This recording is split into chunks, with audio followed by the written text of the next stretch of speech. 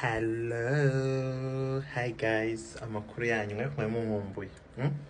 Nawe kumeze neza umva vitamini umva boku na boku. Ariko abapaparazi we. Nabimye interview ko airport naje nabihisha ariko umva mwagize ute mwanshakishe muramfotora mu ngiro. Anyway, hi umva ndakomeye kumanse. Ndimo rero 7-star Diamond 7-star. You know, ego umva ndahari amazina yanjye ni Eric Semungu, ndahize mwemumbuye mwabipondezi ariko nyine ndakomeye. Umva dufite byinshi byo kuzaganira igihe nikigera, umva ndananiwe.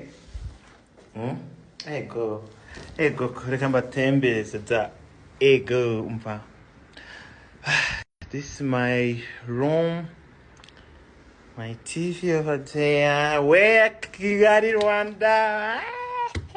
Umva, erega umunyarwanda kandi baravuga bacungana mu kinyarwanda ngamazi arashya ariko nibagirwa iwabo wambeho. Ego ndi home rero Kigali kabisa. Ubwo nimuzanceho ngo mwange konsuhuza mwabipondeze mwe. Umva muzansuhuze ka view se ko nako kambereke view do niyikoraho to yo umva Kigali hameze neza ni boku na boku nyonyo na nyonyo.